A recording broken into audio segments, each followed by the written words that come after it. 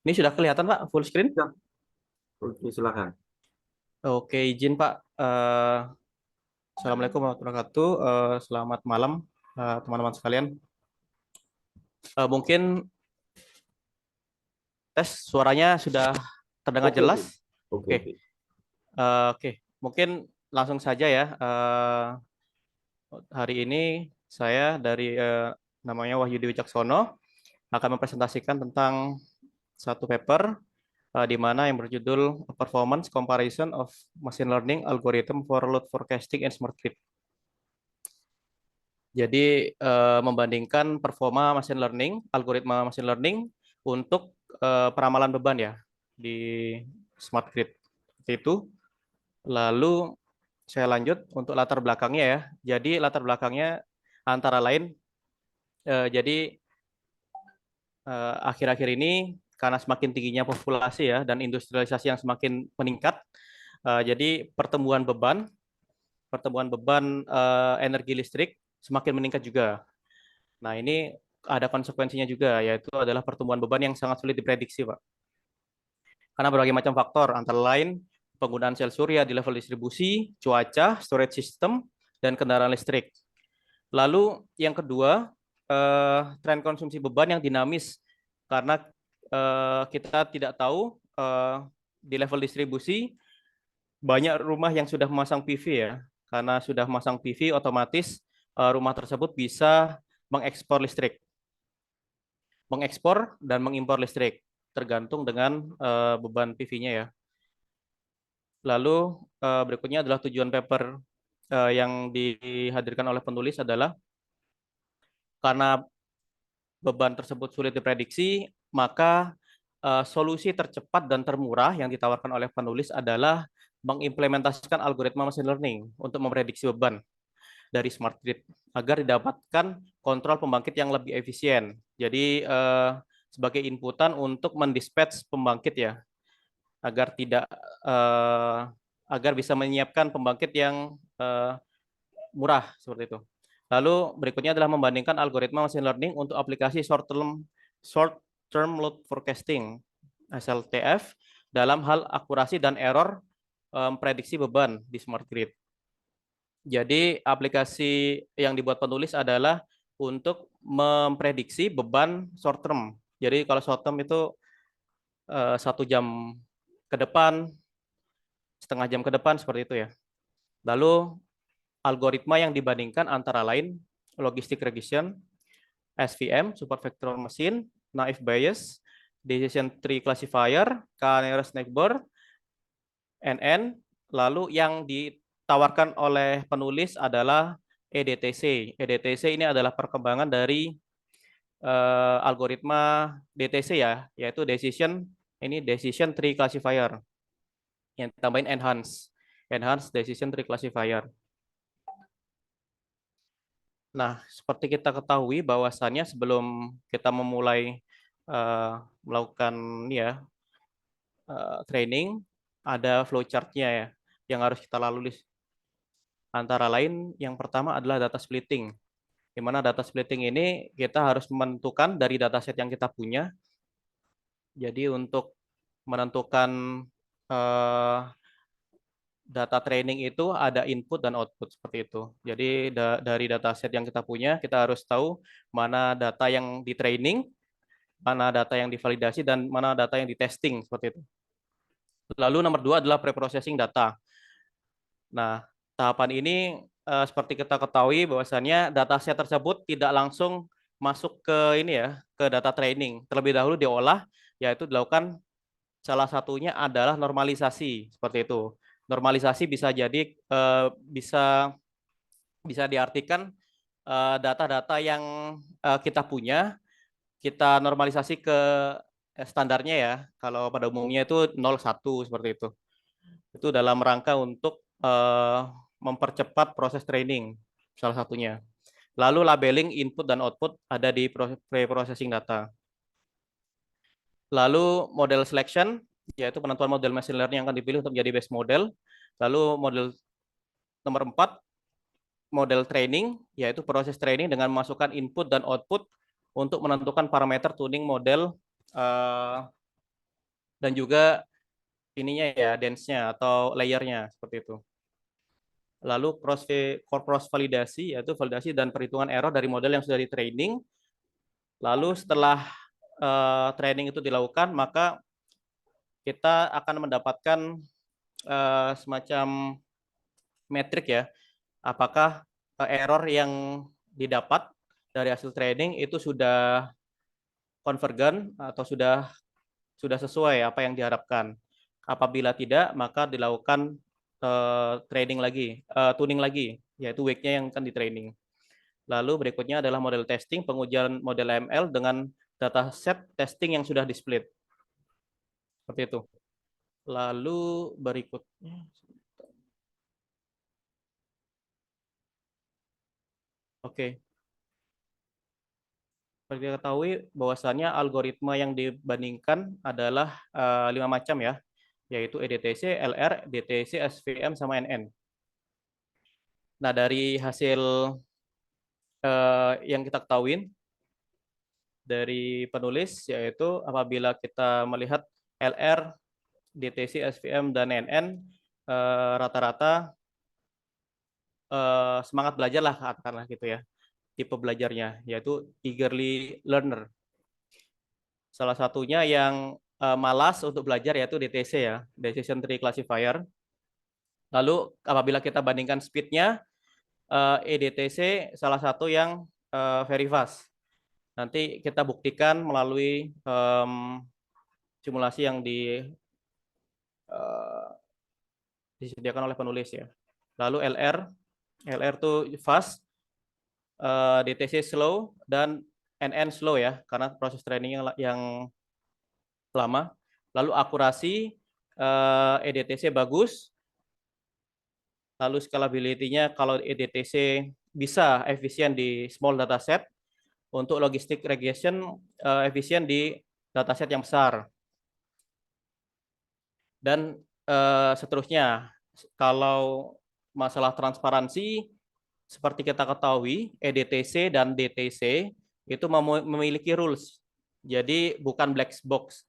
Kalau black box itu semacam hidden layer. Jadi hidden layer itu kita tidak tahu ya di dalamnya seperti apa, kita tidak bisa kontrol. Kalau rules itu bisa kita kontrol ya untuk karakternya. Nanti kita bisa lihat di decision tree classifier. Nah, kita masuk ke decision tree classifier di mana machine learning yang menggunakan algoritma DTC itu adalah mengklasifikasikan ya data berdasarkan karakteristik serangkaian keputusan ya, dan diawali oleh node yang di atas sendiri yaitu decision node. Jadi apabila katakanlah ini ya, apakah umurnya kurang dari 10 tahun, ketika iya, maka dia akan diklasifikasikan ke arah ke kiri ya. Kalau tidak false, maka arah ke arah kanan. Seperti itu pertanyaannya. Yaitu dalam rangka klasifikasi. Sampai seterusnya. Sampai di ujungnya di leaf node atau node daun ya. Seperti itu. Dan DTC ini adalah rangkaian keputusan yang nantinya kita bisa lihat di ujungnya adalah sebuah klasifikasi dari sebuah dataset yang kita masukkan. Oke, lanjut untuk EDTC, yaitu Decision Tree Classifier yang di-enhance. Seperti itu. Untuk EDTC, itu memasukkan fitur fungsi fitting, loss function, dan gradient descent. Karena DTC tidak masukkan itu, maka ini dimasukkan agar mengimprove ini ya, apa namanya, prediksinya. Seperti itu. Dan fitur utama yang dikenalkan adalah gradient boosting approach, yaitu pendekatan gradient boosting di mana dia mengutilisasi fungsi fittingnya ya untuk memprediksi fungsi loss yang paling kecil seperti itu, agar didapatkan data yang benar-benar akurat. Ini adalah algoritmanya. Lalu untuk benefitnya menggunakan EDTC adalah salah satu yang memiliki rate error yang rendah, penggunaan memori yang rendah, dan optimasi yang tinggi. Lalu penggunaan teknik gradient boosting untuk menurunkan bias dan fokus pada hal yang menyebabkan error. Nah, kita masuk ke metodologi. Jadi penulis memiliki dataset ya. Dataset tersebut terdiri dari data realisasi beban harian selama 4 tahun bersumber dari NYISO 2017 sampai dengan 2020. Lalu dataset tersebut dipisahkan menjadi data training dan testing. Seperti kita ketahui, satu dataset harus kita pisahkan dulu ya. Berapa persen yang mau jadikan trading, berapa persen yang mau jadikan testing. Dengan perbandingan 3:1 untuk paper tersebut ya. Di mana setiap tahun 9 bulan data akan menjadi data training dan 3 bulan akan menjadi data testing. Lanjut untuk metode preprocessing seperti yang kita ketahui, data beban dan variabel temperatur akan dilakukan normalisasi terlebih dahulu menggunakan zero mean normalisasi. Lalu berikutnya adalah fitur engineering. Jadi data yang disediakan oleh penulis bukan hanya data beban saja, tetapi banyak fitur-fitur data seperti cuaca, temperatur, dan kelembapan dengan memberikan nilai tingkat kepentingan pada setiap fitur. Jadi intinya selain data beban, ada data seperti cuaca, temperatur, yang nantinya akan diberikan nilai tingkat kepentingannya, dan nanti akan di-training ke dalam decision tree classifier untuk menentukan apakah fitur ini akan dimasukkan ke dalam training ya. Seperti itu. Penentuan fitur ini menggunakan teknik recursive feature elimination. Seperti itu. Nah, kalau misalkan dilihat dari data yang sebelah sini, ini diketahui ya, kalau misalkan threshold-nya 0,5, ya. Nah, banyak fitur yang akan di-drop seperti itu. Nah, ini adalah fitur yang di-drop. Efeknya adalah banyak fitur yang masuk ke dalam training dan menyebabkan waktunya akan meningkat ya, karena banyak data yang akan di-training, akan tetapi menghasilkan error yang lebih sedikit seperti itu kalau threshold-nya rendah. Kalau threshold-nya lebih tinggi, otomatis waktu trainingnya akan rendah, lalu errornya tinggi karena banyak fitur yang dihilangkan seperti itu. Oke, lanjut. Oke, untuk perbandingan hasil akurasi algoritmanya seperti ini. Jadi dari hasil studi machine learning models yang dilakukan oleh penulis, maka dari kelima algoritma tersebut untuk EDTC itu mencapai hasil training akurasi yang paling tinggi ya, yaitu 99,21, di mana training loss-nya juga paling sedikit. Nah, ini training loss semakin kecil semakin bagus.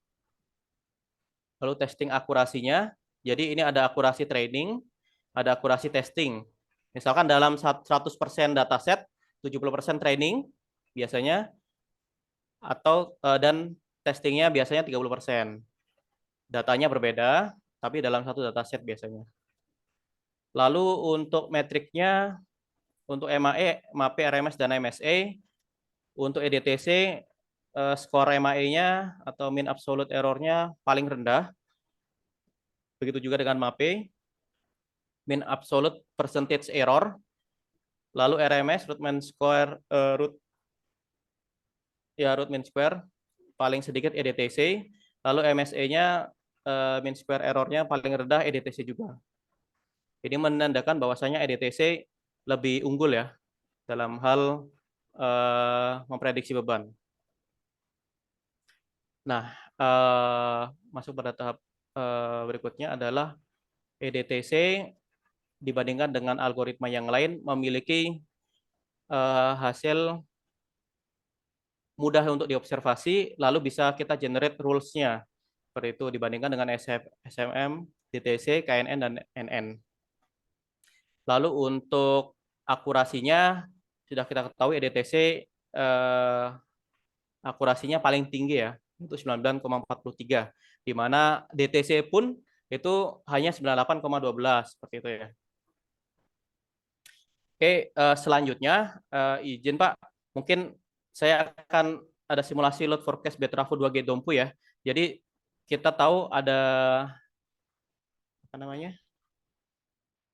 Jadi saya mencoba untuk memprediksi beban 10 menit ke depan dari data yang kami punya, yaitu Betrafo 2G Dompu, Pak. Dari data, jadi kami ingin menunjukkan bahwasannya prosesnya sama sebenarnya machine learning itu, mulai dari data splitting, pre-processing data, sampai dengan evaluasi performance.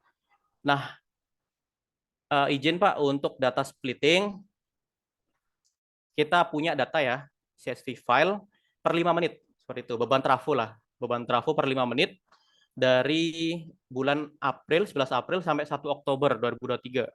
Kurang lebih 4 bulan datanya. Kalau di total 48.587 data, lalu sebentar. Nah, jadi seperti ini, kita lakukan splitting data ya. Dari data yang kita punya, kita split dulu. Kita butuh 1 hari ke belakang untuk memprediksi 10 menit ke depan, seperti itu. Jadi inputnya itu, kalau misalkan tiap 10 menit kita ngambil ya, dalam 1 hari ke belakang kita butuh 144 cuplikan, Pak, seperti itu. Inputnya 144, lalu outputnya adalah 10 menit ke depan, seperti ini ya. Misalkan ini inputnya, ya, ini input, ini yang kita jadikan training, lalu ini outputnya, katakanlah seperti itu ya. Ini input, ini outputnya. Outputnya 1, Pak. Misalnya ini 144, ini 1. Jadi kita bentuk dalam gini dia. Ini 144, outputnya sini. Berlanjut nanti berikutnya bawahnya lagi sampai terus-terusnya seperti itu. Jadi kita cuplik sebanyak 144 load, lalu untuk memprediksi 10 menit ke depannya. Nah, ini akan di-generate data seperti ini ya.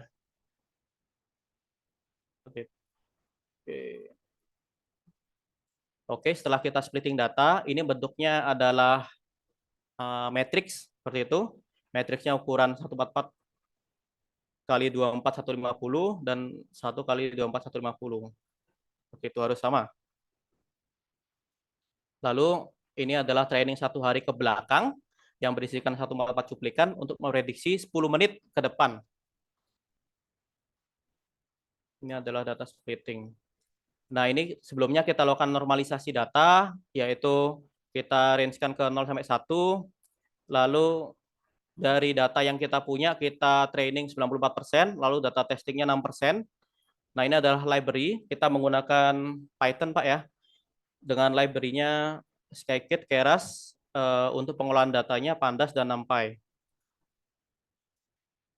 Lalu selanjutnya model selection, kita kasih inputan, yaitu berapa inputnya, yaitu 144, hidden layer-nya 50, hidden layer 2-nya 50 dengan fungsi aktivasi ReLU, dan output layer-nya 1.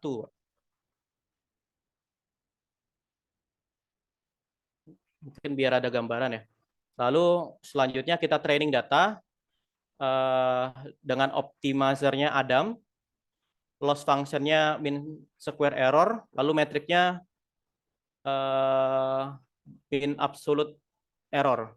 Kalau loss-nya mean square error. Lalu kita training, Mbak. Lalu kita training, nanti akan didapatkan MAE yang lebih paling sedikit seperti itu. MAE paling sedikit itu menandakan errornya paling sedikit seperti itu. Ini mean absolute errornya. Lalu setelah kita training, kita running sejumlah 92 epoch dengan MAE-nya 0,0087. Selama 2 jam ini kita training, lalu kita load modelnya ini, lalu kita dapatkan selanjutnya adalah model testing, yaitu testing sebesar 6% dataset atau sejumlah 10 hari terakhir dari dataset seperti itu. Inputnya kita masukkan, lalu outputnya kita plot ke grafik ya. Nanti akan muncul seperti ini. Ini adalah training dengan MAE 0,0087 seperti itu. Jadi teman-teman mungkin kalau machine learning yang paling susah mungkin memang datasetnya seperti itu. Kalau untuk runningnya selama ada library itu mudah sebenarnya.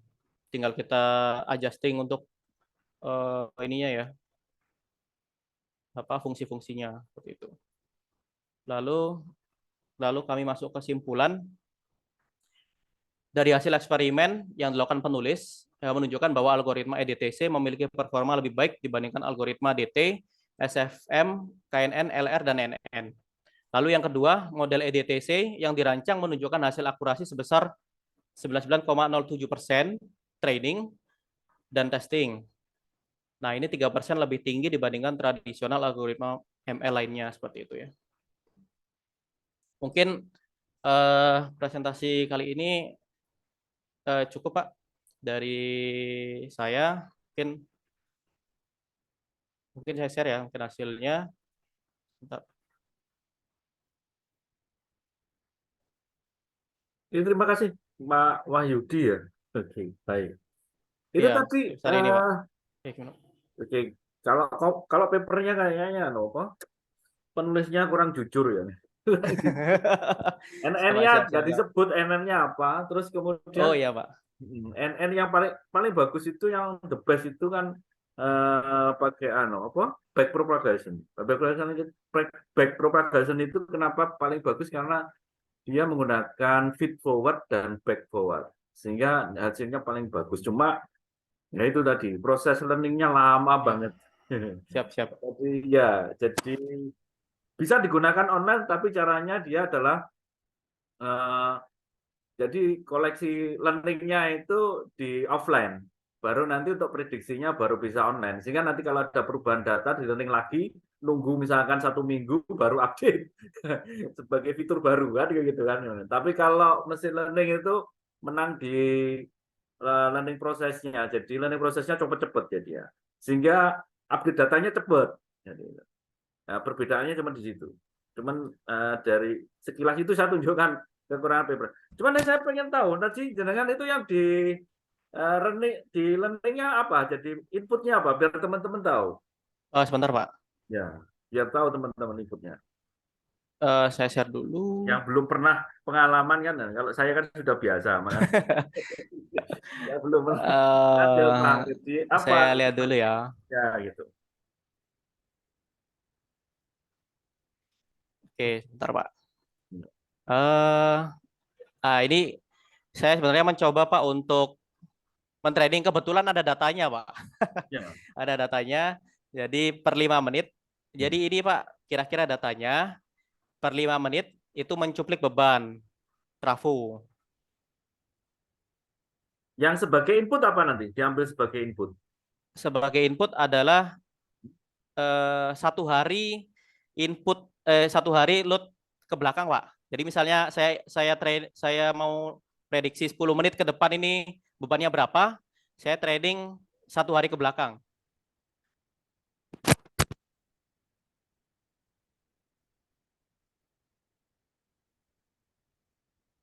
Oh, jadi informasinya cuma beban sama tanggal sama hari sama jam sama bulan ya? Inputnya. Aduh. Masih mute-nya, nggak dengar suaranya. Suaranya nggak dengar, gila. Nggak mute tapi nggak keluar suaranya. Atau suara saya nggak muncul ya? Halo, halo? Tes. Oh ya, ada keluar. Tes. Udah Pak. Udah keluar. Ya. Jadi yang saya pakai input itu Pak. Jadi kalau totalnya kan 144 cuplikan Pak ya. Kalau Ya. 10 menit itu, kalau 1 jam itu 6 kali, ya. Kalau 10 menit kan 6 kali Pak ya. 1 jamnya. Kalau 24 jam ya 144 gitu. Enggak, artinya sebagai inputan itu kan sebagai infonya kan info jam, Iya, iya, info benar. hari, info bulan, kemudian info daya kan, ya kan, Benar, benar. gitu. Ikutan sebagai input untuk training. Nah, kalau prediksinya yang dimasukkan apa? Prediksi itu apa, Pak? Output atau Bukan. Jadi kalau saya pengen ngetes ya, oh ah, sekarang ini 5 menit ke depan, misalkan itu tanggal ah. tanggal tanggal tanggal 5 jam 12 Oh, saya split, atau Pak. 5. Jadi 10 hari terakhir dari 4 bulan itu saya gunakan testing, Pak. Ya, yang dimasukkan sebagai inputan apa? Untuk Sama, testing. Pak. Sama. Beban beban 1 hari sebelumnya, Pak. Jadi Oh, saya jangan. Itu jeruk oh, makan gimana, Pak? jeruk deh kalau gitu. Maksudnya gimana, Pak? Yang dimasukkan jangan jangan beban.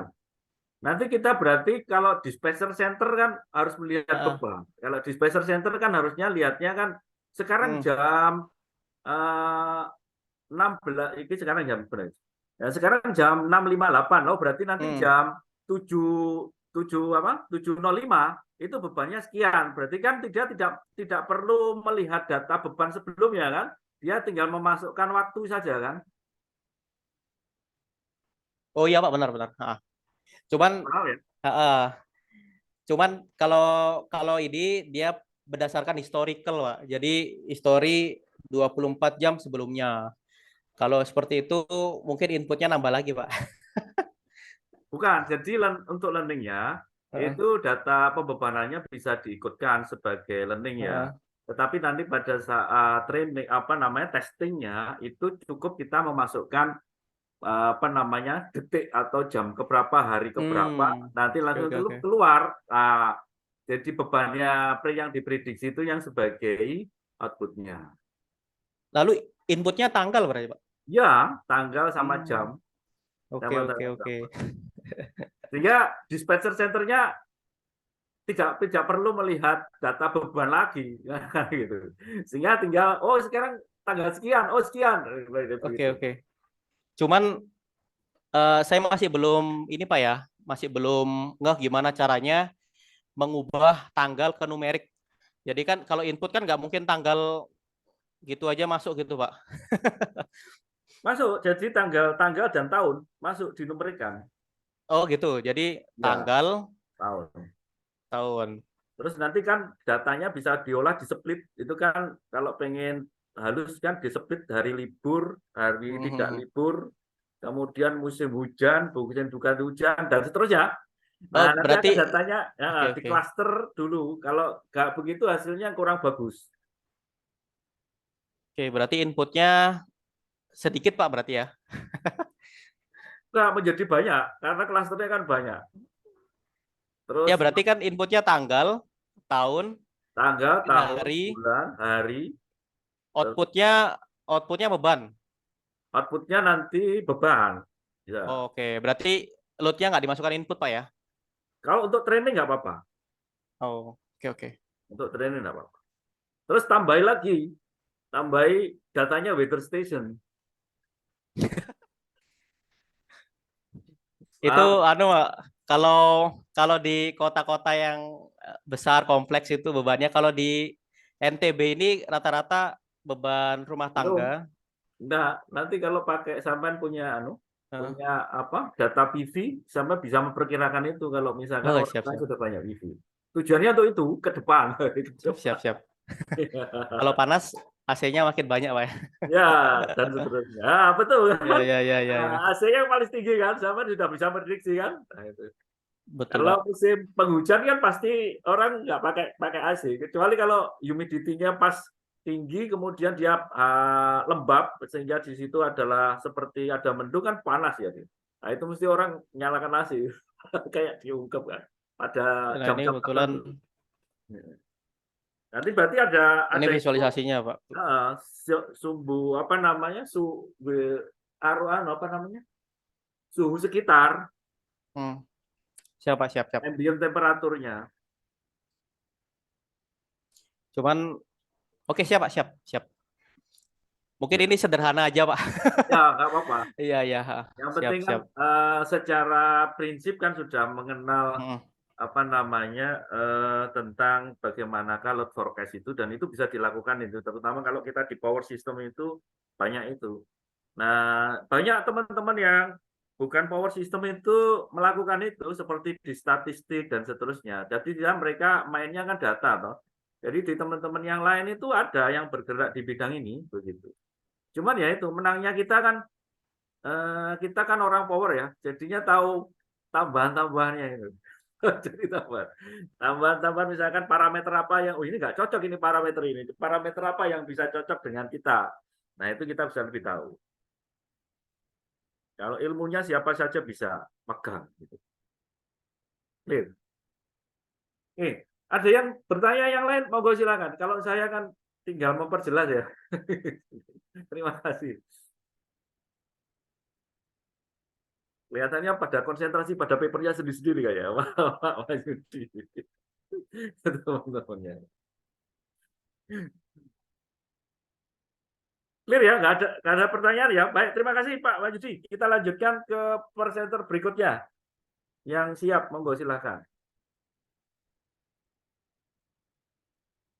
Monggo silakan. Mbak, Pak, siap yang present? Oh, nggak jadi. ya saya izin presentasi untuk nomor 5 atas nama Pak, Alfian. Pak Alvin, Pak Rezeki mau angkat tangan. Apa Pak? Ada apa Pak Rezeki? Mau presentasi Pak, tapi Oh, Sabar, Pak Alfian dulu ya. Habis itu Pak baik Rezeki Pak. ya. Siap. Oke, baik Pak. Monggo, Terima silakan. kasih. Izin share screen Pak. Sudah saya update belum? Oh bisa ya. Oke, monggo silakan.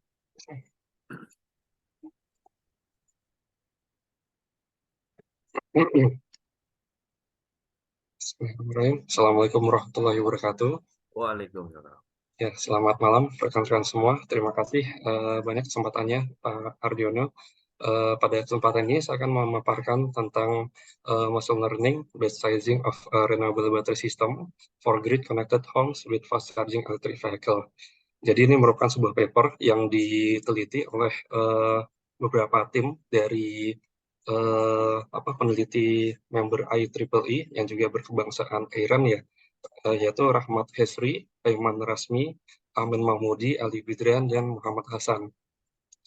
Jadi daftar isi dari paper yang saya sadur di sini ada dari 6 bagian utama, yaitu pendahuluan, kemudian sistem model, terdapat 6 sistem model utama, kemudian ada optimal sizing model, yaitu optimization problem, machine learning algorithm, kemudian masuk di bagian berikutnya sistem under study, dan bagian kelima adalah result discussion. Result dan discussion ini juga terdapat beberapa poin intinya, seperti optimization results, analysis training, dan sebagainya. Yang terakhir adalah conclusion dan future words. Jadi sebelumnya saya mohon maaf Arjuna, apabila nanti ada kesalahan kata, karena ini juga saya masih baru untuk belajar artificial intelligence. Oke, masuk di pendahuluan, mungkin saya di sini akan sedikit bercerita, di mana dalam studi kasus penelitian ini dilakukan di Australia, di mana teknologi fast charging kendaraan listrik ini mulai banyak dipergunakan pada rumah-rumah yang memiliki sumber energi terbarukan, seperti solar panel, kemudian turbin angin, dan sistem baterai storage. Namun terdapat permasalahan cukup kompleks di sana, yaitu biaya listrik di Australia ini dia memiliki sistem TOU atau time of use, di mana harga listrik ini fluktuatif berdasarkan beban puncak. Jadi sehingga waktu pengecasan itu juga perlu dipertimbangkan. Dibandingkan dengan daya fast charging kendaraan listrik ini, dia akhirnya memerlukan energi manajemen sistem yang optimal. Gitu.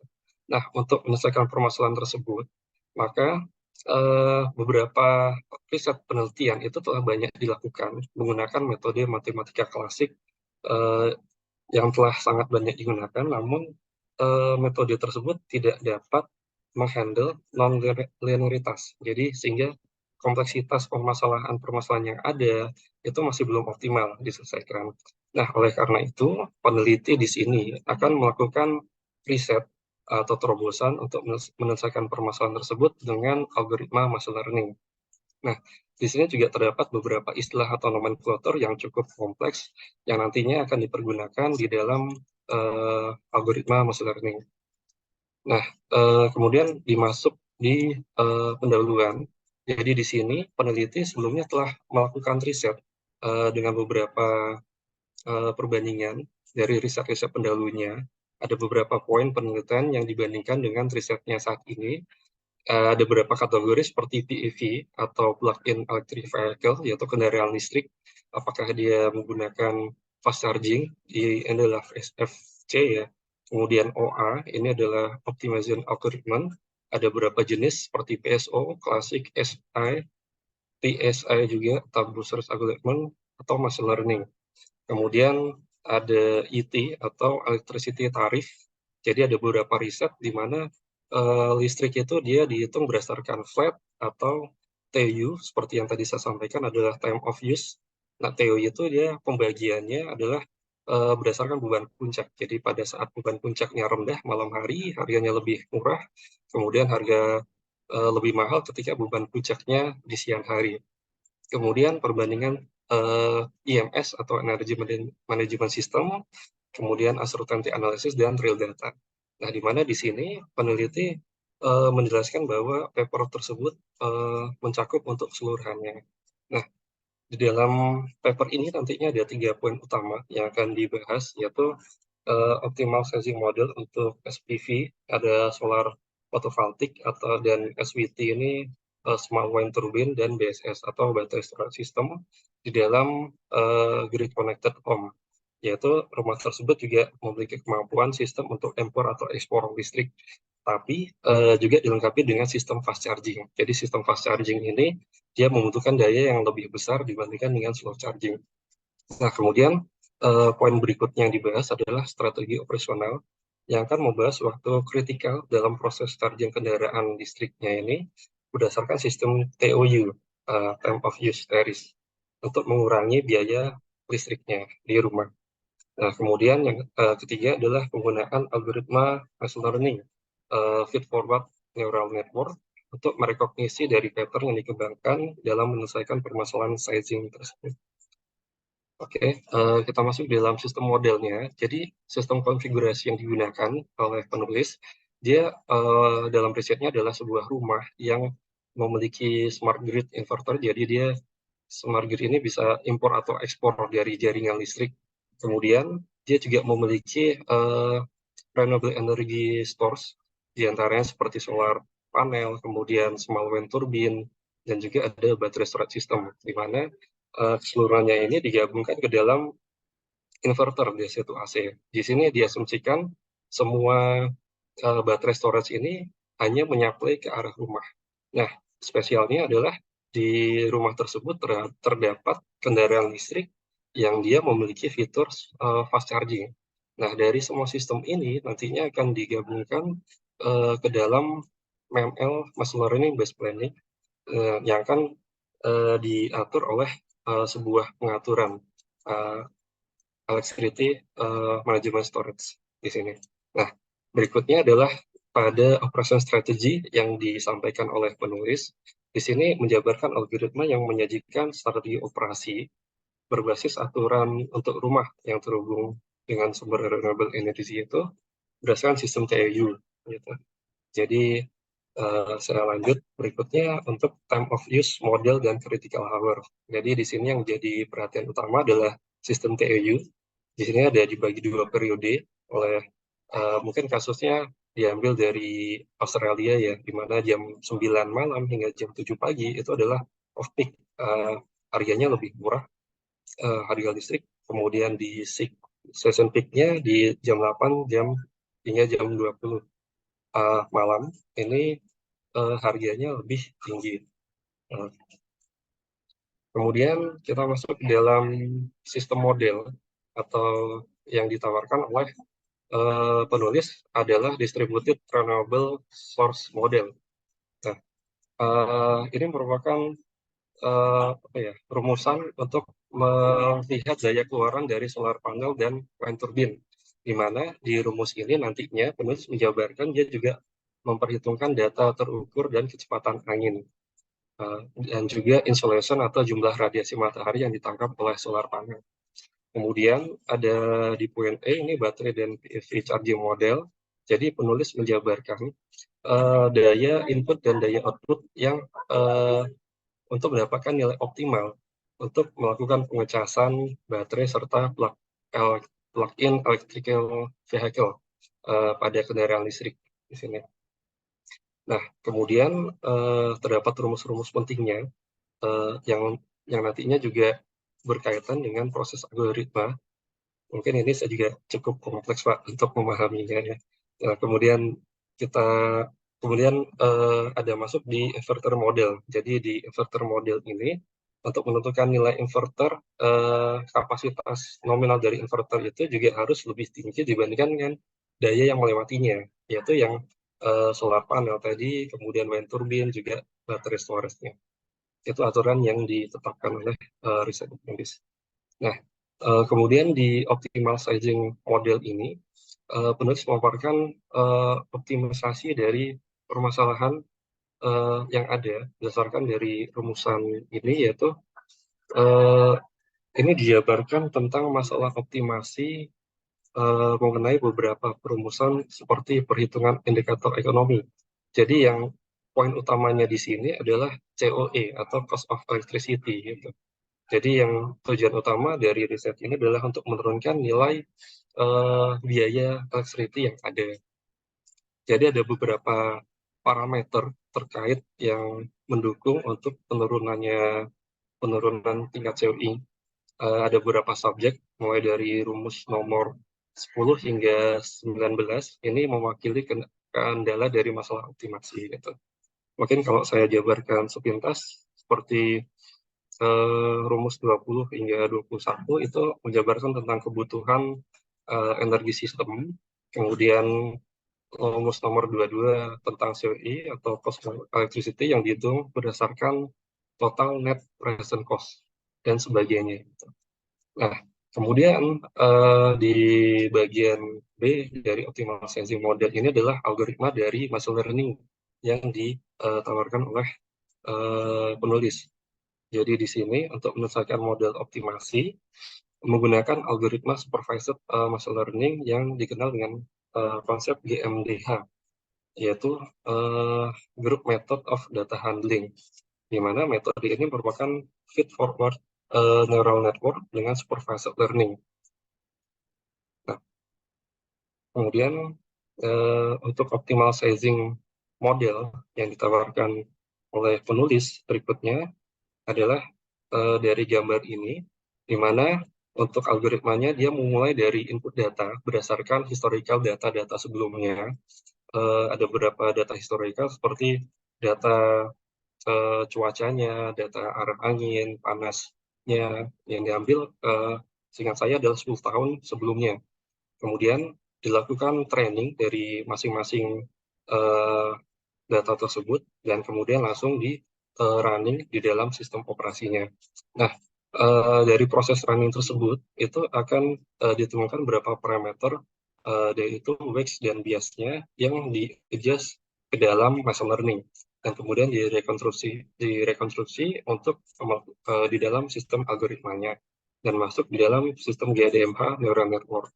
Nah, dari GDMH ini akan melakukan kalkulasi dari COE atau cost of electricity dengan yang nantinya akan dilakukan beberapa iterasi, kemudian hasil akhirnya adalah mendapatkan nilai COE atau cost of electricity yang paling rendah dari seluruh sizing atau aturan-aturan yang ada yang didapatkan dari machine learning ini.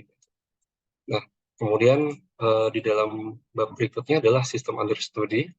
Dari metode yang digunakan penulis ini, dia menggunakan yang tadi saya jelaskan, dia menggunakan data di Australia, lebih tepatnya di Adelaide, pada rumah yang terhubung ke 3 fasa. Nah, kemudian pada gambar 3 ini ditunjukkan data konsumsi beban yang diukur setiap jam, di mana di dalamnya juga terdapat kecepatan angin, kemudian ada insolasi cahaya matahari, di mana total datanya yang diambil dalam kurun 1 tahun atau terhitung sekitar 8.760 jam gitu. Nah, kemudian pada tabel 2 ini dia menampilkan input data project yang digunakan beserta komponen-komponennya seperti project horizon, yaitu estimasi projectnya ini dalam 10 tahun. Kemudian ada interest rate, escalation rate, ada grid export constraint, grid import constraint, kemudian ada parameter lainnya seperti PEV-nya, kapasitas baterai yang dia gunakan di dalam kendaraan elektriknya, kemudian ada solar panelnya, ada nilai kapasitas 1 kW, kemudian ada hitung lifetime-nya, kemudian ada parameter capital loss, maintenance cost, dan sebagainya. Juga parameter lainnya seperti small wind turbine, inverter, dan battery storage itu terdapat parameter-parameter yang nantinya akan dimasukkan di dalam kalkulasi machine learning tersebut. Ya. Nah, kemudian dari hasil optimasi result yang didapatkan, jadi di sini dapatkan pembahasan dari proses optimisasi. Jadi penulis ini membandingkan jadi metode yang didapatkan dengan metode fast charging yang telah ditawarkan dibandingkan dengan metode fast charging yang secara langsung, jadi dia tidak mengikuti aturan yang ada, misalnya seperti kendaraan begitu dia datang ke rumah langsung dicas, dia tanpa melihat apakah itu time of use-nya atau jam berapa, harga listriknya berapa. Kemudian dibandingkan juga penulis berdasarkan kendaraan listrik dengan slow charging yang dia dengan daya yang lebih rendah gitu. Nah, didapatkan di sini adalah nilai SWI yang ditawarkan oleh penulis jauh lebih rendah dibandingkan dengan kedua parameter tersebut gitu. Nah, kemudian tabel keempat adalah berisi tentang perbandingan antara TREG, Total Renewable Energy Generation, yang dihasilkan, kemudian TEG, Total Imported Energy from the Grid, yang diimpor dari jaringan ke dalam rumah, dan juga TEG, Total Exported Energy, yang diekspor ke luar rumah, ke jaringan, kemudian dibandingkan juga dengan TDA, Total Dumped Energy. Nilai dari fast charging itu memiliki nilai ekspor yang lebih medium ya, tengah-tengah dibandingkan dengan slow charging. Jadi slow charging dia bisa lebih tinggi untuk nilai ekspornya gitu. Kemudian dari importnya dibandingkan juga dia nilai medium di tengah-tengah antara fast charging dan slow charging, dan juga di ekspor dia juga sama. Kemudian dari analisis training yang menggunakan proses IMDH ini didapatkan dari nilai sampling yang digunakan 8.000 data, itu penulis menganggap data tersebut akan optimal ketika dia sudah memiliki sampling di atas 8.000 data gitu. Jadi di bawah 8.000 itu masih belum optimal untuk datanya. Nah, kemudian untuk critical hour analysis ini menentukan kapan waktu mulai pengecasan dari kendaraan listrik fast charging tersebut gitu. Dibandingkan dengan kendaraan yang slow charging warna merah ini, kemudian atau juga warna hijau atau immediate fast charging gitu. Jadi nilai proposal strategy ini yang ditawarkan penulis dia memiliki nilai yang fluktuatif berdasarkan beban waktu, sehingga nantinya akan didapatkan nilai cost of electricity yang jauh lebih murah. Nah, ada beberapa parameter juga yang ditampilkan oleh penulis di sini, seperti sensitivity analysis, yaitu efek dari plug-in electric vehicle atau kendaraan listrik, kapasitas dari kendaraan listrik berdasarkan nilai optimasinya. Jadi COE atau garis yang biru ini adalah nilai nilai biaya electricity. Jadi kalau bisa dilihat di sini adalah baterai capacity dari masing-masing kendaraan listrik. Penulis membandingkan kendaraan listrik dengan kapasitas yang kecil, kemudian yang besar, itu dia memiliki tingkat biaya listriknya juga sebanding gitu. Nah, kemudian dia juga membandingkan antara daya-daya yang digunakan seperti di sini adalah warna coklat solar panel, kemudian warna merah dari daya inverternya, dari small wind turbine, dan juga dari baterai storage gitu. Jadi nilai optimal yang didapatkan adalah paling tinggi adalah 160 kWh kapasitas baterainya. Kemudian juga penulis membandingkan dengan charging power, jadi semakin tinggi charging powernya ternyata dia bisa menggambarkan semakin rendah nilai COE-nya, nilai biaya listriknya gitu. Jadi kalau fast charging itu dia kisaran 22 kW kilowatt, dan juga di sini ada di riset juga ternyata ada sampai 35 kilowatt. Sedangkan untuk yang slow charging itu dia kisaran 7 kilowatt untuk daya listriknya. Gitu. Nah, kemudian di sini ada uncertainty impact atau pengaruh ketidakpastian dari beberapa skenario yang digunakan oleh penulis. Jadi penulis itu menjabarkan dia menggunakan 10 skenario yang digunakan dalam risetnya. Jadi masing-masing skenario ini nanti akan melihat seberapa besar dampaknya terhadap biayanya. Sini dari cost-nya, cost of effectivity-nya, cost of electricity. Kemudian dari beberapa skenario ternyata ada beberapa skenario yang dia jauh memiliki lebih rendah nilai biayanya. Kemudian dari pengaruh dari small wind turbine, daya wind turbine, dan juga baterai storage system, itu juga dibandingkan dengan skenario ini ya. Nah, kemudian penulis juga membandingkan dengan algoritma lainnya yang digunakan adalah GMDH atau Group Method Data Handling dari studinya ini dibandingkan dengan metode MLP, Beijing, dan juga PSO. Dari risetnya ini ditemukan dengan metode GMDH ternyata ditemukan nilai COE yang lebih rendah dibandingkan metode lainnya. Gitu.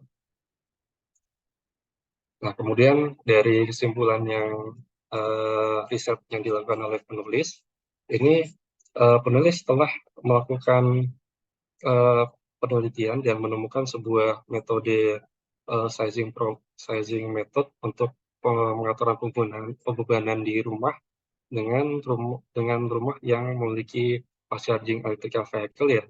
Jadi dalam risetnya dia berhasil mengurangi COI sebesar 10,1% dan juga 19,6% dibandingkan dengan metode pengisian daya yang lambat dan pengisian cepat namun tidak terkontrol seperti tadi. Nah, dari harapannya dari penulis adalah dia dapat dilanjutkan riset terkait dengan V2G atau vehicle to grid dan juga vehicle to home. Jadi riset-riset di luar yang terkait dengan kendaraan listrik yang mampu untuk menyuplai listrik ke jaringan atau juga dari kendaraan listrik jaringan ke rumah itu juga bisa di riset lebih lanjut.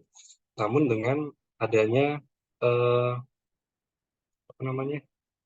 beberapa faktor negatif dampaknya yang perlu diperhitungkan, yaitu seperti degradasi dari baterai kendaraan listrik itu sendiri. Gitu.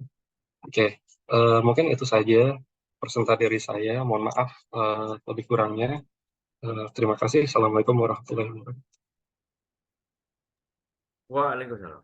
Terima kasih Pak Alfian. Mungkin ada pertanyaan, kalau di Indonesia belum bisa ya? Iya, belum bisa, Pak. Karena kita belum dynamic tarif kan ya. Tarifnya kan masih single kan, di beberapa tempat single, di beberapa di Jawa mungkin double ya sama. Ada LWBB sama WBB ya. Itu nanti kalau tidak dipikirkan, itu jangan akan bahaya teman-teman PLN ini. Terutama kalau sudah mobil listriknya banyak. Itu nanti tahu-tahu nanti jam 12 malam sampai jam 6 pagi itu tuh beban puncak. Ya kan? Ya. Nah kan, ngecas kan sak senengnya sendiri kan. Nah, kapanpun dia akan ngecas kan. Nah, sehingga ramalan bebannya hancur lebur. Chaosnya terlalu banyak nanti. Chaosnya terlalu banyak. Ya, makanya nanti harus ada aturan itu, ngecas itu kapan. Nah, makanya itu tadi, nah, kalau ada perubahan tarif per tiap jam misalkan, itu berarti mereka akan memilih tarifnya apa. Eh, kalau memang itu kan seperti Australia kan renewable energinya besar, banyak yang masuk kan. Oke ya. Terus sistem yang dipakai tadi itu memang diharapkan seperti itu ya. Oke, saya izin share ya. Ya.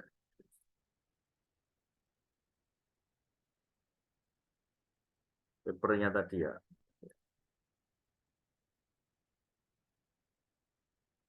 Jadi eh, ini adalah yang paling bagus itu adalah seperti ini. Jadi nanti kalau jenengan punya sistem besar pun juga bisa. Jadi dibawa ke dalam bus DC.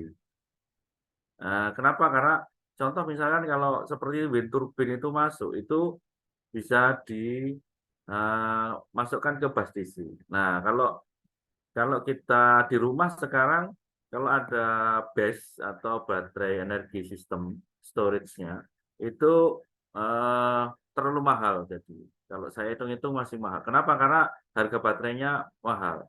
Tapi kalau jenengan nanti teman-teman PLN itu menguntungkan, karena ini seperti punya generator kan. Nah, punya generator, tapi yang beli yang yang ada jaminan yang usianya di atas 30 tahun. Jadi lifetime baterainya lebih dari 30 tahun. Nah, kalau itu oke. Kalau baterai-baterai sekarang masih jarang kan yang usianya begitu. Paling sekitar 3-4 tahun, 5 tahun itu habis. Itu yang tidak diinginkan. Jadi dari beberapa riset itu, saya sendiri melakukan riset itu, bus DC itu sangat menguntungkan. Sehingga ini nanti semua misalkan ada itu masuknya di bus DC dikontrol sehingga daya yang keluar ke sana itu adalah konstan. Jadi kita butuhnya adalah tidak fluktuatif nanti. Kalau dilepas, ini bisa fluktuatif. Sehingga kita bisa memanajemen sesuai dengan kebutuhan ini. Sebenarnya kita bisa supply berapa dayanya per jam. Ya, misalnya kalau 24 jam, ya bisa kita uh, bisa prediksi gitu. Oh isinya berapa ya? Oh nanti, nah itu lebih enak. Itu lebih enak, lebih menguntungkan. Oke ya. Nah ini kan kalau dulu didesainnya begini di rumah ya. Awal-awalnya teman kalau seperti ini di rumah itu terlalu mahal karena memang di baterai. Mahalnya adalah di baterai. Nah kalau baterainya bisa tahan lama, oke, enggak apa-apa. Artinya ini, kalau misalkan ini baterainya nggak tahan lama, kita balik biaya apa namanya biaya untuk pemasangannya itu luar biasa ya. Jadi kalau yang menguntungkan sekarang itu tanpa ada baterai, itu kira-kira kembali sekitar di bawah 10 tahun. Jadi lumayan. Makanya ada beberapa bisnis itu kan dia memasang solar panel, kemudian selisih harga yang dibayarkan ke teman-teman PLN itu yang di-charge oleh mereka. Nanti setelah 10 tahun dikasihkan PV-nya. Nah, itu ada bisnis seperti itu. Karena hitungan seperti itu. Oke ya. Nah, ini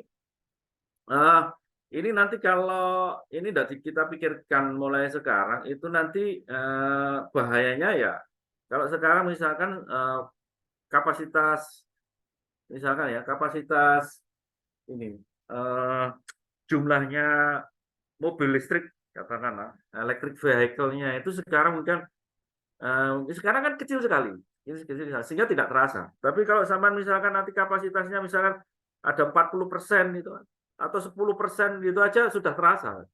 10% itu kan 2000, katakanlah 10% ya. Itu kalau misalkan di Surabaya aja misalkan katakanlah jumlah mobilnya 1 juta itu.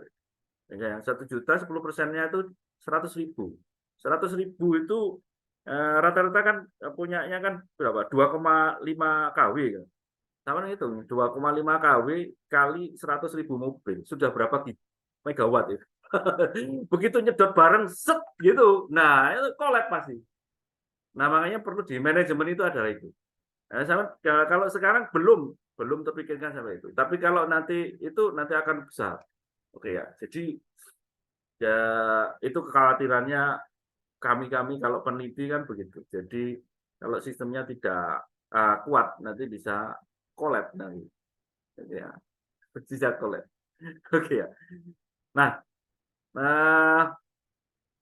oke, ini dipakai, ini memang ini adalah sistem yang paling bagus ya, memang paling bagus. Cuman kalau ini untuk rumah terlalu mahal sekarang.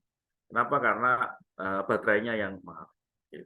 Nah, kalau di sistem memang yang paling bagus ini nanti tinggal kita menggunakan inverternya berapa paralel. Jangan satu paralel. Kenapa? Kalau satu saja nanti kalau ini habis terbakar sudah habis. Nah, paling harus ada cadangan jadinya itu. Ya.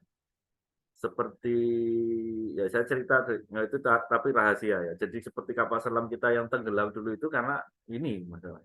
Jadi dia menggunakan bus DC tapi inverternya cuma satu. Begitu short circuit ya sudah habis. Oke ya. Jadi tidak boleh jadinya. Jadi untuk vital itu tidak. Kalau jenengan berarti minimal nanti 2. Jadi kalau misalkan menggunakan sistem seperti ini ya memang digambar cuma 1. Tapi kalau aplikasi di lapangan ya minimal 2. Artinya harus ada backup. Seperti kalau kita punya generator kan trafonya ada 2 kan sebagai backupnya. Nah ini sama seperti ini nanti. Ini adalah sebagai backupnya sehingga ada 2. Itu untuk keandalannya lebih bagus. Jadi ke depan nanti belum. Nah, cuman yang ini kan gambarannya saja, makanya di riset itu. Ya, jadi ini berlaku pun untuk, nah ini teman bisa bayangkan mulai sekarang. Jadi kalau ini tidak ada dynamic price pricing maupun tarif, maka kita akan berbahaya satu. Kalaupun nanti ada dynamic tarif, dynamic tarif, berarti kan ya berarti itu yang mungkin agak susah di kita. Karena apa? Karena kan listrik itu masih dikendalikan oleh negara ya. Jadi bukan benar-benar swasta, jadi bukan seperti swasta ya. Jadi harus ada benefit dan seterusnya. Nah itu agak susah ya. Ya kalau kita jangan berpikiran. Nah berarti kalau misalkan benar-benar seperti itu, nah akan berarti sesuatu yang baru. Jadi, sebagai informasi saja, mulai tahun depan kan Australia. Negara sebenarnya Singapura itu per 5 menit ganti harga. Jadi per 5 menit ganti harga. Ya tadi ya. Nah ini kalau tadi dengan konsep ini makanya kan ya dia nanti akan ngecas di titik-titik di yang murah. Jadi misalkan ngecas, oh ini mahal tutup, ngecas lagi mahal tutup ya kan. Nanti cas terus semuanya. Nah ini semua pinter-pinteran semua. Jadi yang jenengan berarti PLN kudu pinter, yang orangnya jadi pinter semua. Oke, kan akhirnya rebutan kan, rebutan cari yang murah kan. Nah, kalau misalkan itu ngecas, jadi misalkan saya ngecas mobil, itu cari harga yang murah kan, sudah saya atur kan. Begitu saya ngecas, waktunya lama, waktunya mahal ini, saya lepas. Nggak ngecas kan, begitu murah lagi ngecas lagi, kan begitu. Nah itu akan bisa seperti itu. Nah di beberapa tempat kalau di Amerika kan karena sudah banyak ya bro. Itu kalau saya baca di papernya itu akhirnya ada terjadwal. Ya terjadwal itu ada kontrak akhirnya. Nah masing-masing pelanggan itu pun harus bertanggung jawab dengan kontraknya. Wah itu malah enak sudah kalau begitu. Wah itu bisa diatur bebannya luar biasa. Artinya beban nanti tidak fluktuatif. Kenapa? Semua pelanggan itu punya jadwal sendiri. Oh, saya akan kontrak ngecas mobil saya itu pukul 9 malam sampai dengan pukul 5 pagi. Nah, itu akan dia begitu. Nah, pelanggan yang lain nanti, oh saya ngecasnya jam 12 siang sampai jam 6 sore. Nah, itu beda-beda. Nah, itu terjadwal dengan pasti. Itu terjadwal dengan pasti. Itu lebih enak. Nah, itu adalah dia akan kontrak harian makanya. Dia bisa menggunakan kontrak harian. Jadi nanti per orang akan beda. Nah dari kontrak harian itu mereka harus menepati kontrak. Nah makanya jenengan sudah punya AMI ya. Nanti kalau AMI-nya sudah sangat bagus, bisa mendeteksi. Dia bisa mendeteksi itu. Jadi begitu dia melakukan pelanggaran kontrak, maka dikena penalti. Bayarnya mahal. Ya, bayarnya mahal. Nah, itu kan bisa dikontrol dengan misalkan begini. Dia itu kalau langganan normal itu kan katakanlah cuman 2000 watt ya. Tapi begitu ada vehicle ngecas, itu kan pasti lebih kan ya. Nah, makanya kita ketahuan kan di oh ini harusnya dia ngecasnya mobilnya itu nggak boleh nggak boleh jam 4 ini, harusnya dia jam 6. Nah, berarti dia kena penalti 2 jam. 4 sampai jam 6 itu adalah penalti. Jadi kelebihan daya yang harusnya dia tidak boleh ngambil tadi ngambil. Jadi harus misalkan penaltinya 2 kali lipat, berarti dia harus bayar. Yang biasanya per KW-nya cuma 1.000 jadi 1.200 jadi 2.000 jadi gitu. Makanya semuanya akan disiplin jadinya. Nah, itu ya. Jadi itu salah satu strategi yang pernah saya baca di salah satu paper itu adalah seperti itu. Oke, sama dengan ini. Makanya ini jadi paper-paper itu kadang itu memang diterapkan di sesuatu tempat yang sudah berlaku. Kalau di kita belum ya mungkin nanti ke 20 tahun lagi akan begitu. Nah, jenengan pas menjadi pejabat tinggi. Tidak boleh pusing ya. Sudah kepikiran sampai sekarang. Ini saya ingatkan jadinya. Nah, ya. Baik. Mungkin itu yang bisa saya tambahkan. Kalau ada pertanyaan lain monggo silakan atau diskusi.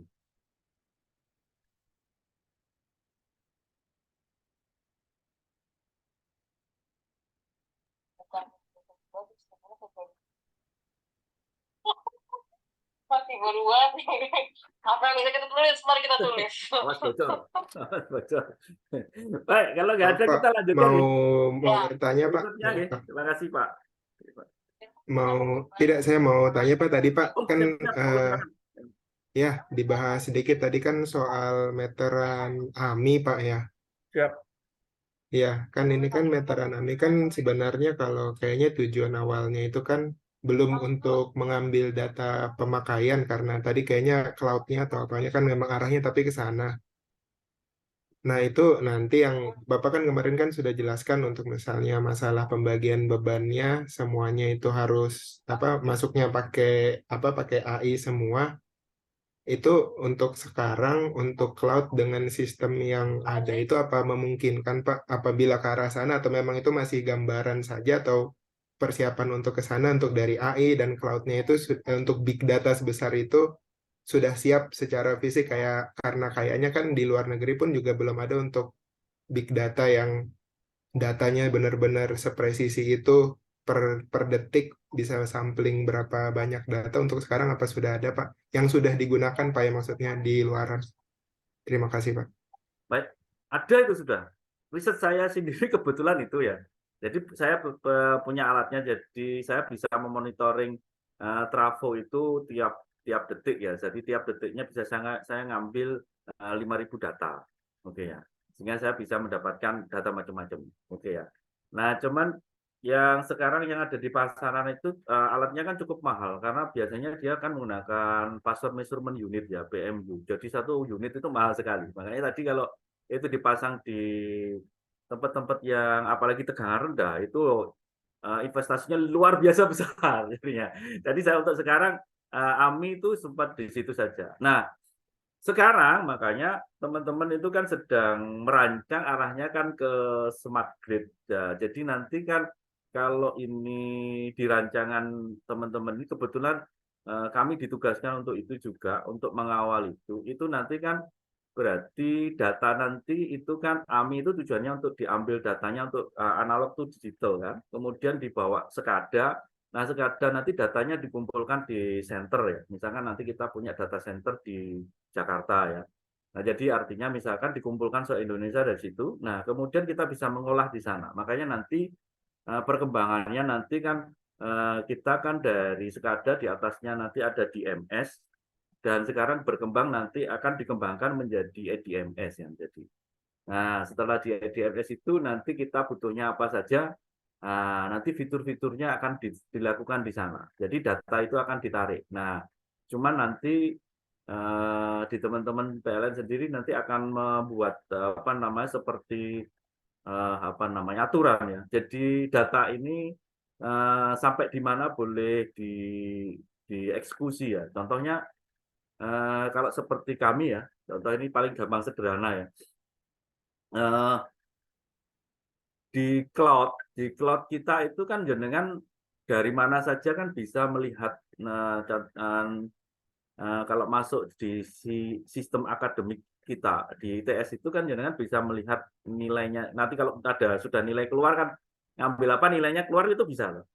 Tapi itu adalah hanya read only yang di atas itu. Jadi yang di backbone-nya itu adalah read only. Nah, itu servernya tidak satu. Jadi servernya banyak sekali. Jadi ada server A, B, C, D, dan seterusnya. Nah, itu untuk keamanan makanya data tertentu itu ditaruh di server A, data berikutnya di server B, dan seterusnya. Nah, untuk mengakses data ini otomatis tidak terus-menerus, karena kalau terus-menerus itu akan berat. Jadi kita bisa bayangkan bahwa kita upload ke data center itu katakanlah terus-menerus, itu nanti trafficnya besar sekali. Anda bisa bayangkan kita upload data tiap menitnya katakanlah 1000 giga, itu kan berat. Berat ya. Jadi berat sekali. Makanya diatur. Jadi data itu seperti kami ini, data itu adalah di-upload itu tiap 24 jam sekali, jam berapa, yang ngambil trafficnya yang paling rendah begitu. Nah, sehingga contoh misalkan saya mengeksekusi perubahan nilai, misalkan nilainya dari B menjadi A begitu ya. Begitu di tempat saya, itu saya login di server saya, itu nilainya A. Tapi kalau jenengan lihat tetap B. Nanti berarti tetap B, tapi nanti akan di-upload data baru itu setelah 24 jam. Oke ya, setelah 24 jam. Dan nanti akan begitu juga. Security-nya akan begitu. Kenapa? Karena nanti kalau tidak dibuat itu untuk security data ya. Nah, itu big datanya di sana. Big datanya di sana. Nah, makanya data itu nanti akan cocok untuk kalau misalkan 24 jam sekali, berarti data itu cocok untuk data yang untuk presisi hari berikutnya kan. Nah, yang real time, benar real time itu adalah mungkin di unit masing-masing. Karena yang eksekusi di unit masing-masing. Nah, ini akan dicoba dihubungkan nanti.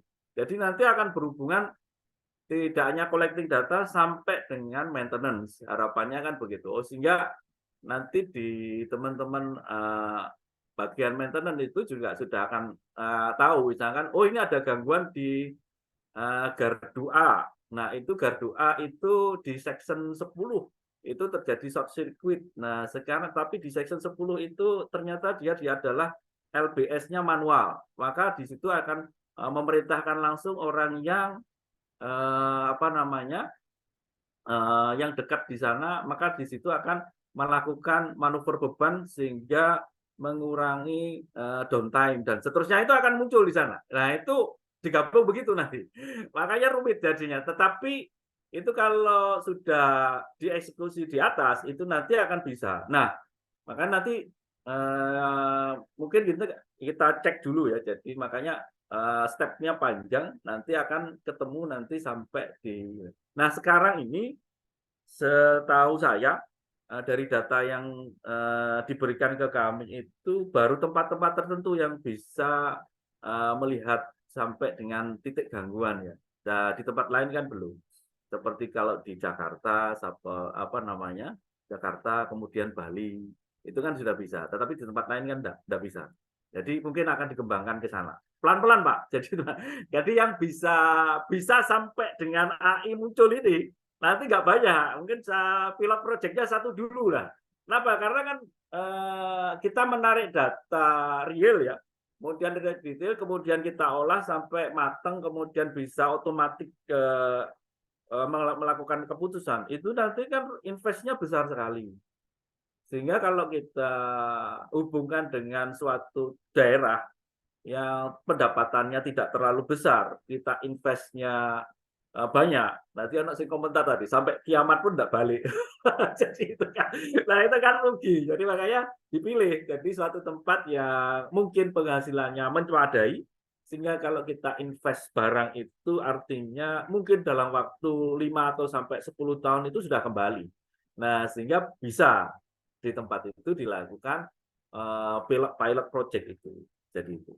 Oke, mungkin itu yang sementara saya bisa sampaikan, Pak. Terima kasih pertanyaannya. Mungkin itu nanti suatu saat. Jadi cuman ya kita harus platformnya kita siapkan semuanya. Jadi siapa yang punya datanya dan semuanya. Saya kalau seperti itu selalu mikir bahwa data itu sebaiknya nanti dikelola oleh teman-teman sendiri. Jangan di luar. Karena nanti data itu kalau di luar itu akan sangat berbahaya. Jadi orang luar bisa mengakses data itu untuk kepentingan mereka sendiri. Ini yang bahaya. Sehingga data itu akan dimanfaatkan yang menjadi tidak baik, bahkan bisa menekan kita, begitu. Jadi menekan kita itu artinya, oh dia langsung punya datanya ini, wah ini teman-teman itu berarti kekurangan ini. Itu ya. Habis itu dia memberi harga semaunya dia. Ya, bisa seperti itu. Dan artinya mendikte, jadi mendikte kita. Jadi kalau saya sih begitu, pengennya hal-hal seperti itu tidak mau jadinya gitu. Ya, selama ini saya jadi konsultan ke teman-teman itu saya selalu ngomong begitu jadinya. Dan kalau ada sesuatu begitu, mending saya mundur saja. Jadi, nah karena apa? Karena prinsip saya pengennya ini bangun Indonesia lebih baik lagi, bukan untuk macam-macam jadinya begitu. Biasanya begitu saya. Baik. Nanti bisa nanti suatu saat kan sekarang sedang kita nih. Nah mungkin yang lebih cepat mungkin di transmisi, karena di transmisi itu sekarang targetnya kan dia memasang PMU di transmisi karena untuk mendapatkan info yang real time. Kenapa? Karena kalau di sistem yang kita menggunakan data sekada yang lama, itu data yang diambil datanya kan kecil. Per detik itu kan hanya, kadang itu per 2 detik sama satu data. Kalau PMU itu bisa beberapa data. Kalau nggak salah bisa 30-an sampai 40-an data. Nah itu lumayan. Jadi dia bisa mengamati frekuensi itu benar-benar real time, sehingga di situ actionnya lebih cepat. Jadi actionnya bisa lebih cepat. Ini nanti kayaknya di roadmap-nya sekada smart grid-nya teman-teman di transmisi itu sudah menuju ke sana. Nah jadi itu, jadi bisa nanti. Tapi kalau itu diterapkan saya tawarkan di distribusi teman-teman masih belum berpikir ke sana, tidak mau kayak. Kalau distribusi mungkin masih lama, lebih lama lagi. Kenapa? Karena mungkin arus balik artinya aliran daya 2 arah itu masih lama mungkin di distribusi. Mungkin distribusi tertentu saja yang mungkin. Ya. Tapi kalau di transmisi kan kemungkinan sangat cepat nanti akan terjadi aliran daya 2 arah kan begitu. Itu yang perlu diperhatikan sekali, sehingga mereka mulai berpikir untuk ke arah ke sana.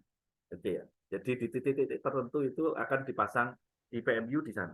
Nah, Mau PMU, tanya Pak, siap. Yeah. tadi yang nyambung PMU Pak, itu kan Ya. datanya kan banyak kan pasti Pak ya? Ya banyak, pasti Nah banyak. itu trainingnya online apa offline Pak? Atau berapa menit sekali atau berapa jam gitu? Nah, bisa Ikutnya. menggunakan dua metode. Yang saya katakan tadi kalau bisa online, bisa offline. Nah, yang offline itu caranya berarti datanya kalau kita cek kan, misalkan training itu butuh waktu 1 hari. Oke ya. Nah, berarti kita ngambil data 1 hari ini, kita training, berarti update datanya, update nilainya nanti akan di berikutnya kan. Nah, itu bisa diatur begitu. Nah, metodenya kan kita tinggal memilih. Jadi kita pengen apa? Nah, kalau pengen trainingnya adalah cepat ya berarti lewat menggunakan itu tadi machine learning kan, lebih cepat kalau machine learning. Tapi kalau memang datanya banyak, itu pengalaman saya deep learning itu kalau komputernya lumayan ya, komputernya yang lumayan biasanya kita gunakan itu yang komputer khusus ya. Komputer khusus itu kadang berhari-hari baru selesai. Nah, ya. Nah, kalau deep learning ya, biasanya deep learning prosesnya kira-kira ya paling cepat 2 hari ya. 2 hari aja. Untuk sekarang ya, itu sudah komputernya sudah menggunakan i9. Xeon Pak. Pakai i9. Jadi memang berat. Nah, jadi tapi itu memungkinkan. Jadi caranya triknya begitu. Dulu saya pas ngambil S3 di luar negeri di Jepang itu saya sudah mikir seperti saya kan bidang saya transient. Jadi transient stability online monitoring. Alatnya saya sudah punya. Sudah bikin. Dan bisa. Tinggal software-nya sudah ada. Tinggal mau diterapkan di mana bisa. Nah, itu saya mikir di tempat-tempat lain itu pada saat itu di tahun 2010 itu mereka tidak benar-benar online. Jadi artinya online datanya, tetapi update-nya itu tiap 5 menit cukup. masih memungkinkan.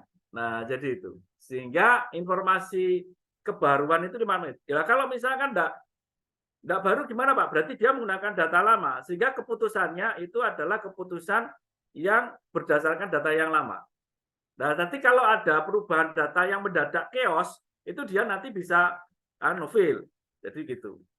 Bisa fail. Tapi nanti kalau itu terjadi chaos data, tapi ternyata itu tidak terjadi kejadian kan nggak fail. Jadi ya walau-walaunya tetap ada.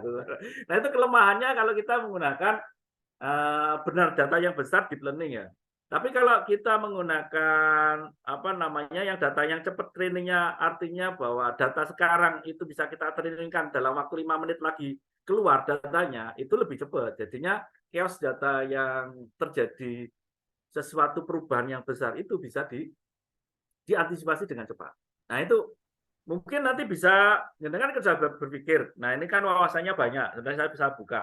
Artinya berarti kan bisa ada 2 keputusan kan, satu keputusan yang tidak akurat tetapi cepat, yang satunya pengen akurat tapi yang lambat kan. Nah untuk mengantisipasi hal-hal yang mungkin tidak dilakukan itu. Contohnya seperti ini ya, sekarang kan seperti saya sendiri ya, di relay pengaman ya, relay pengaman itu mesti contoh untuk mendeteksi frekuensi itu kalau kita mengandalkan menggunakan load setting step load setting step 1, 2, 3 mungkin fail. Nah untuk itu masih di backup kan, jadi di backup dengan load setting status tapi di delay 0,1 second. Terus di backup lagi dengan relay under frekuensi. Nah kalau misalkan di situ, nah kalau di anjurannya teman-teman yang di luar negeri yang sudah renewable-nya banyak, itu malah ditambahi harus punya relay ROCOV. Nah, rate of frequency. Kenapa? Karena begitu perubahan frekuensi yang sangat tajam, ROCOV itu langsung bisa bekerja. Jadi itu. Nah, tetapi ya tadi, suatu saat itu ada titik-titik tertentu, itu kalau kita gambarkan detail, nah kapan-kapan kalau kita diskusi ada waktu ya, kalau gambarkan detail itu bisa fail juga, makanya kita backupnya ya ada ROCOV, ya ada load setting status, ya ada load setting, tapi terus ada relay under frekuensi. Mana yang bekerja duluan, ya itu yang penyelamatnya. Begitu. Kalau memang semuanya sudah tidak bisa bekerja, baru kita meneliti lagi kan, apa penyebabnya ini. Nah, insya Allah nanti dari pengalaman saya yang pernah kita lakukan, itu dengan itu sudah cukup. Nah, nanti kalau gagal, fail, nah itu kita bisa berpikir ulang, apa lagi yang bisa kita lakukan. Nah, kalau kita punya datanya seperti PNU, itu enak. Apa? Kita punya data, istilahnya data, data recording yang lengkap. Sehingga di situ peristiwanya seperti apa tiap detiknya itu kita paham betul jadinya itu. Nah itu. Nah ini sering terjadi juga di teman-teman di lapangan yang tentang relay ya. Jadi tentang relay itu teman-teman biasanya kesalahannya selalu melihat data itu adalah statusnya. Jadi oh ini trap karena under voltage, tapi tidak melihat bentuk tegangannya bagaimana. Jadi data sinyal itu penting. Kenapa? Karena kadang bahwa dia trip under voltage itu sebenarnya bukan karena under voltage, tapi ada short circuit di mana begitu. Sehingga di situ adalah menyebabkan di bus tertentu itu under voltage. Ya itu bisa lah. Tetapi kalau kita nggak punya data itu nggak bisa. Jadi gitu ya. Itulah keuntungannya kalau jenengan punya data yang lengkap. Jadi itu analisisnya bisa lebih luas, lebih lengkap dan lebih detail. Jadi itu. Dan mungkin keputusannya akan menjadi yang terbaik. Itu mungkin yang bisa saya sampaikan. Ya. Ada lagi pertanyaan? Baik. Kita lanjut ke berikutnya ya. Monggo silakan. Pak siapa? Izin Pak. Oh, silakan monggo Pak. Izin share screen Pak. Oke, silakan. Sudah bisa nggak?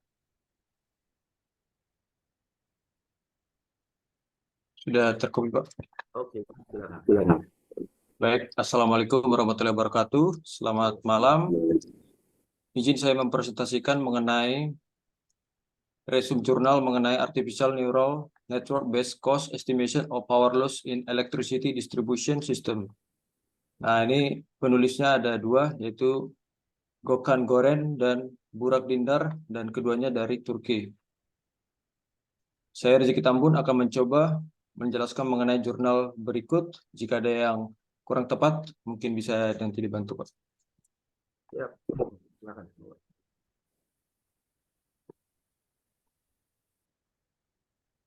Nah, mungkin kita sudah sering mendengar istilah losses ya.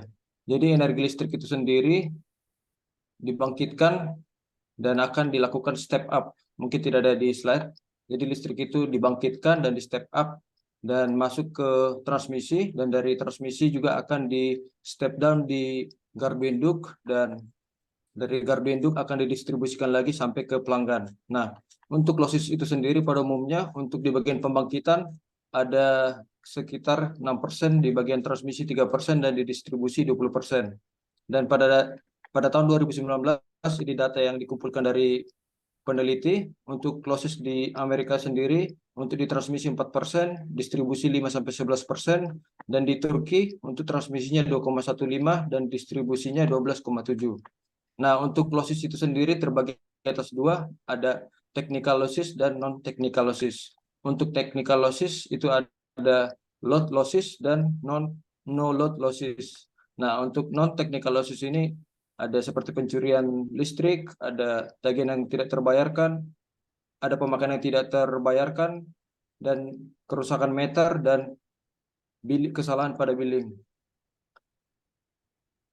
Nah, semakin besar losses yang terjadi pada sistem, artinya energi yang diproduksi harus lebih banyak untuk mengkompensasi kehilangan atau losses energi tersebut.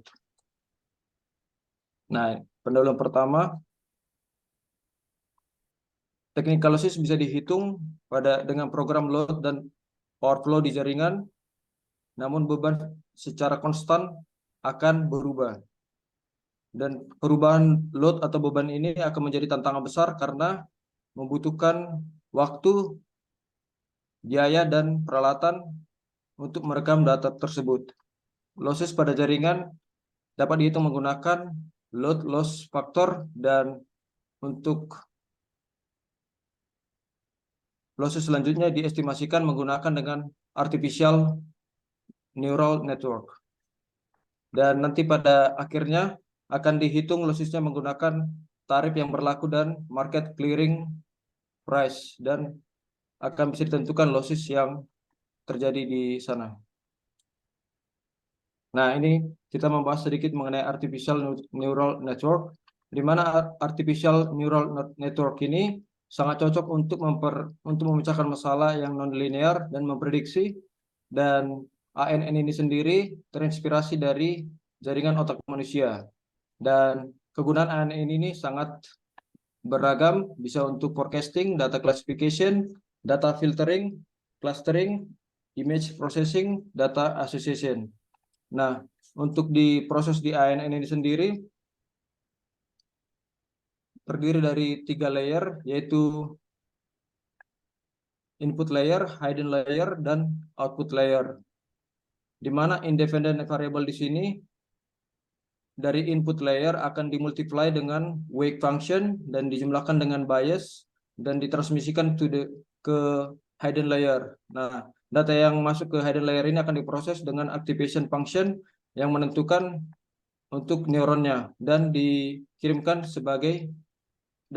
ke output layernya. Nah, ANN ini sendiri terbagi atas dua, ada yang supervised dan unsupervised. Untuk yang supervised learning, proses learningnya itu menggunakan perbandingan antara data label yang sudah ada dengan value yang diharapkan. Dan proses training itu akan berulang terus sampai didapatkan nilai atau wake dan bias yang diharapkan untuk sesuai dengan optimasi yang diharapkan, dengan error yang sangat kecil. Nah, jadi ada rumus untuk yang load loss factor itu ditemukan dua engineer, yaitu Woodrow dan Boller, untuk menemukan formula yaitu untuk load factor dan loss factor.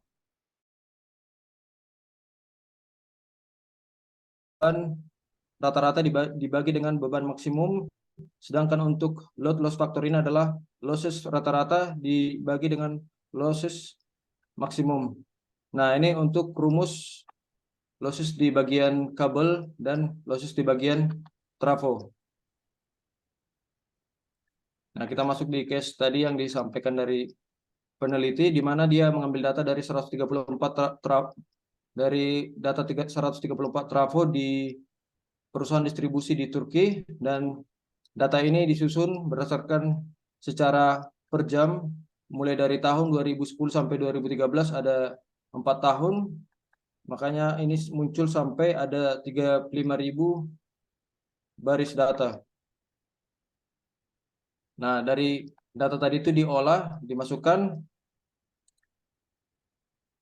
nah sehingga dihasilkan untuk parameter sesuai dengan rumus di sebelumnya itu untuk no load loss dan load loss dan rate power untuk di trafonya.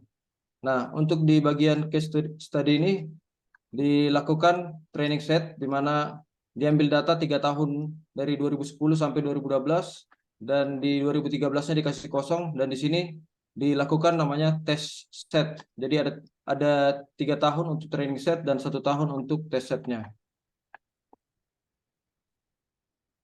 Nah, data set dalam membuat prediksi ANN ini dibutuhkan dataset yang sama pentingnya dengan arsitektur dari jaringan tersebut. Time series terdiri dari general trend, seasonal, cyclical, dan residual komponen, di mana setiap harinya ini berhubungan dengan hari, bulan, bahkan tahun sebelumnya. Supaya time series terbaca oleh ANN, fitur seleksi harus dibuat. Sebagai independent variable, ada 9 dataset yang ditambahkan, seperti bulan, minggu, day of the year, bahkan sampai hari libur juga dimasukkan sebagai fiturnya. Nah, losses yang dihitung di sini sebagai dependent variable merupakan outputnya. Nah, ini adalah network arsitekturnya, di mana dia menggunakan 3 layer, yaitu input layer, hidden layer, dan output layer, dan 8 neuron. Nah, dari sini kita bisa lihat dengan kecilnya neuronnya ini menunjukkan bahwa model yang dibuat oleh peneliti di sini adalah modeling by learning, bukan memorizing. Jadi data yang ada itu yang diproses, begitu kira-kira. Nah, ini dia mencoba membandingkan actual losses dengan estimate losses. Nah, karena di dataset sebelumnya untuk di test set itu di 2013, untuk data di training set untuk tahun 2013 tidak dikasih masuk, dan di sini dibandingkan dari estimasi losses dengan actual losses, di mana ditemukan bahwasanya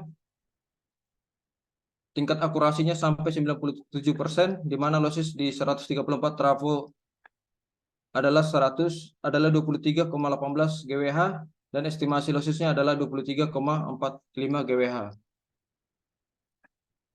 Nah, ini asesmen terhadap model success with metric. Mungkin di bagian ini nanti mungkin bisa dibantu Pak Ardiono untuk dijelaskan, karena dari sepemahaman atau yang dari saya coba baca-baca, Pak, ini saya mendapati bahwasanya untuk mean square error semakin kecil artinya semakin baik. Namun di sini saya melihat untuk di jurnalnya nilainya sangat besar. Apakah mungkin kesalahan di pemahaman saya atau memang ada hal yang kurang jelas mungkin? Nah, tadi setelah ditemukan untuk lossesnya, dihitung untuk cost estimasi untuk power loss-nya. Itu menggunakan rumus ini, dan setelah dimasukkan semua nilai loss energinya dan dihitungkan terhadap tarif yang berlaku di negara tersebut, didapatkan untuk actual losses-nya adalah 2,07 dengan estimasi loss adalah 2,10.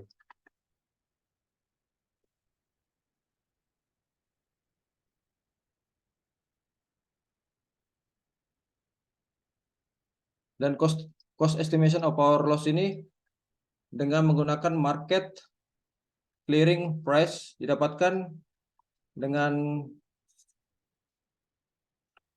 sukses sebesar 98,71 di mana didapatkan untuk actual lossesnya adalah 1,34 dengan estimasi loss 1,34.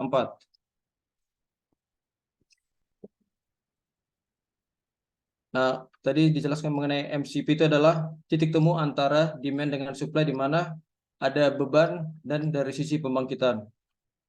Untuk kesimpulannya, pada studi kasus ini, losses dihitung dengan LLF dengan data beban dari jaringan distribusi dan prediksi ke depan itu menggunakan artificial ANN dengan data losses dan independent variable. Keberhasilan ANN di sini dalam menghitung losses di atas 96% dan ini sesuai dengan ekspektasi. Dan dengan studi ini, ke depannya sudah bisa dilakukan estimasi untuk memperkecil losses dan mempertimbangkan aset distribusi yang digunakan. Karena memang untuk seperti yang dijelaskan tadi Pak Ardiono, untuk membuat sebuah keputusan itu dan pasti membutuhkan untuk mengeksekusi sesuatu itu pasti membutuhkan aset sesuatu dan aset itu pasti sangat mahal atau membutuhkan harga lah untuk membayar itu semua, dan dengan adanya ini kita bisa menentukan atau mengambil keputusan terbaik dalam pengadaan aset. Dan dengan pengembangan EID atau Intelligent Electronic Device dan komunikasi sistem, ini akan semakin mudah untuk mengambil dan memproses data dari grid-nya bahkan sampai per sekon, karena untuk dari peneliti sendiri itu masih dalam bentuk per jam. Jadi harapan ke depannya itu bisa sampai per detik. Sekian presentasi dari saya ucapkan terima kasih Pak. Baik, terima kasih Pak Rezeki Tambun. Ada pertanyaan? Ini untuk memprediksi losses ya. Jadi nanti kalau di tempat jenengan AMI-nya sudah terpasang semua, kan masih proyek ya. Ada yang sudah terpasang, ada yang belum. Nah itu nanti data-data itu akan semakin detail ya. Jadi artinya jenengan bisa memprediksi losses. Ada juga nanti ada yang pernah kami lakukan itu adalah memprediksi KWH tidak terjual.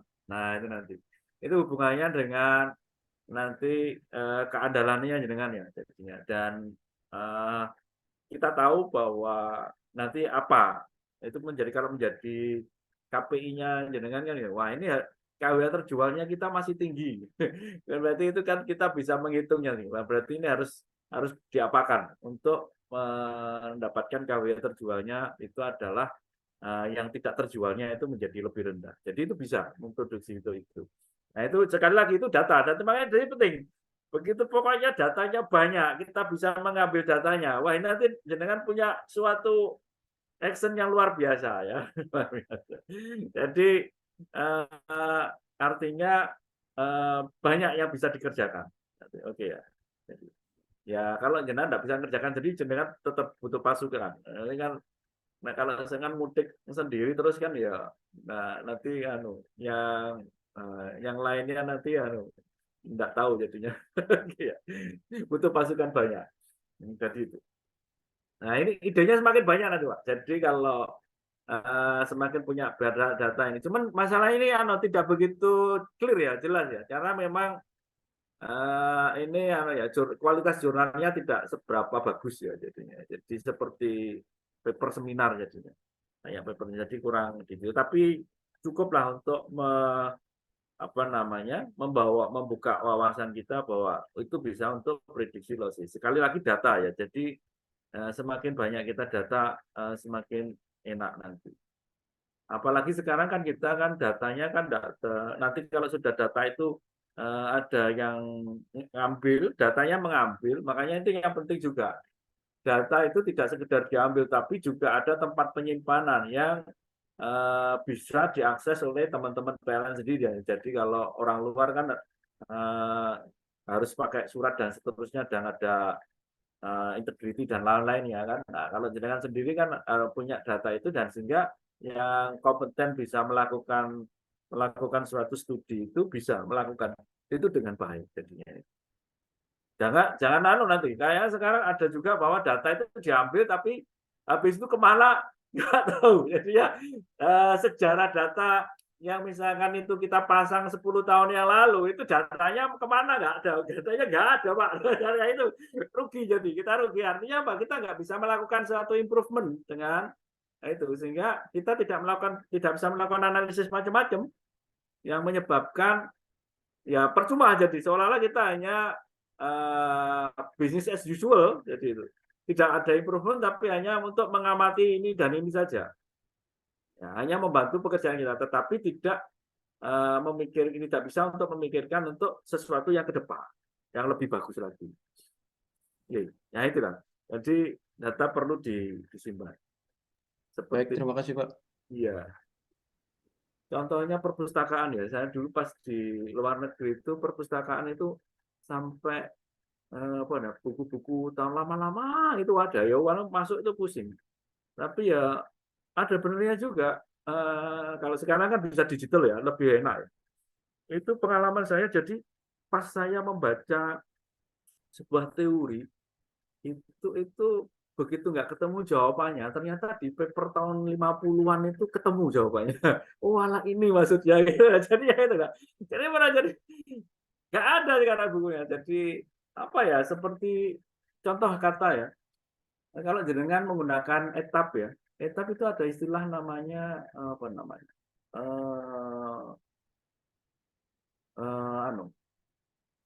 Brand superfluous istilahnya. Brand superfluous itu saya baca di buku-buku yang lain nggak ketemu saya. Tapi alhamdulillah saya ketemu buku yang dibuat tahun 50-an. Lupa saya bukunya di mana. Cuman isinya sudah saya pahami. Jadi saya kalau menjelaskan ke sana bisa. Artinya bahwa brand superfluous itu sebenarnya hanya istilah di mana itu kalau ada brands ya. Ada brands itu dia dikalikan bus satu dengan bus kedua. Nah, antara bus itu dia tidak ada impedansinya. Nah, kalau tidak ada impedansinya kan berarti kan daya yang ditransfer itu kan V bus 1 dikalikan V bus 2 dibagi dengan X kan impedansi. Nah, karena impedansinya mendekati 0, maka P-nya itu tak terhingga. Makanya menjadi brand superfluous. Jadi ya itu.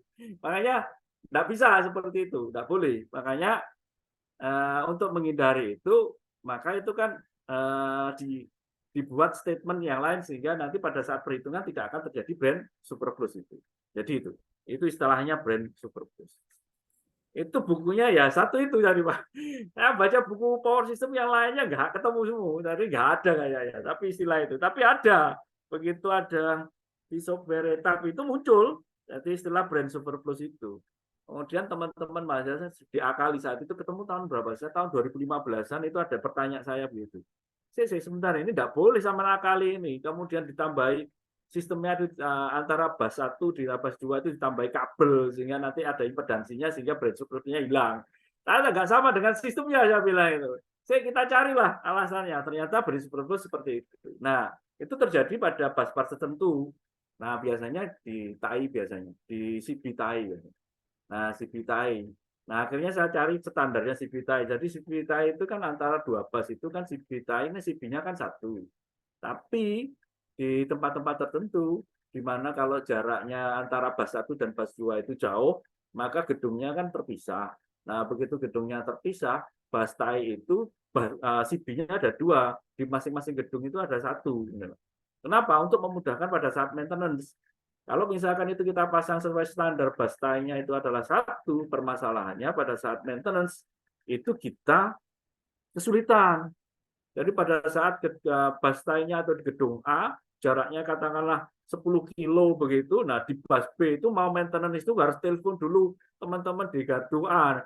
Hei, aku mau maintenance sih, tolong CB-nya dimatikan. Nah, itu kan tidak bagus. Nah, untuk memudahkan itu makanya kan walaupun itu adalah CB TAI, menggabungkan antara 2 bus, tetap bahwa di situ adalah kubikelnya ada 2 di gedung A sendiri, gedung B sendiri. Nanti cuman gambarnya dibuat 1, nanti akan tidak terjadi brand superfluous. Jadi caranya begitu.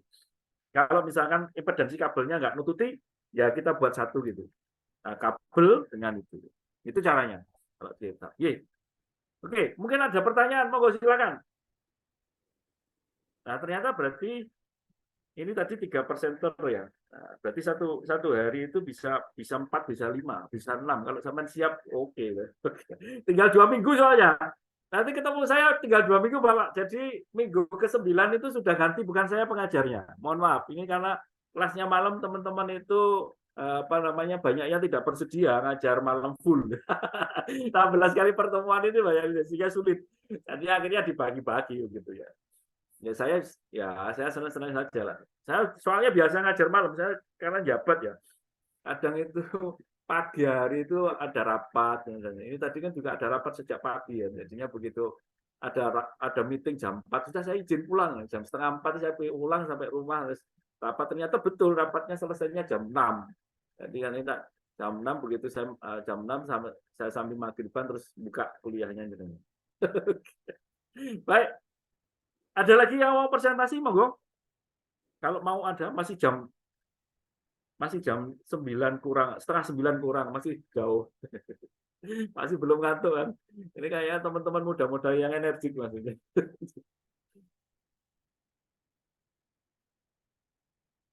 Masih belum siap ya? Oke ya. Baik, kalau begitu terima kasih ya atas presentasinya dan mudah-mudahan membawa wawasan ke teman-teman juga bermanfaat buat kita di sekarang maupun di kemudian hari. Oke. Kita ambil dulu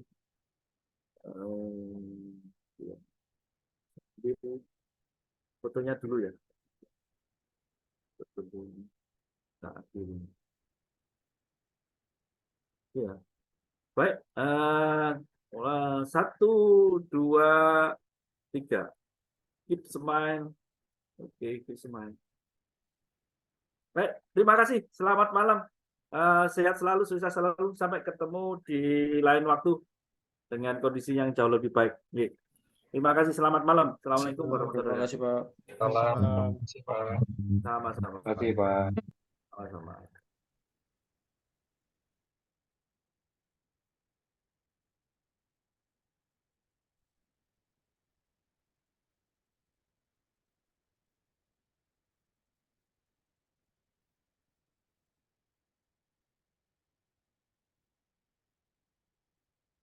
Saya end meeting ya.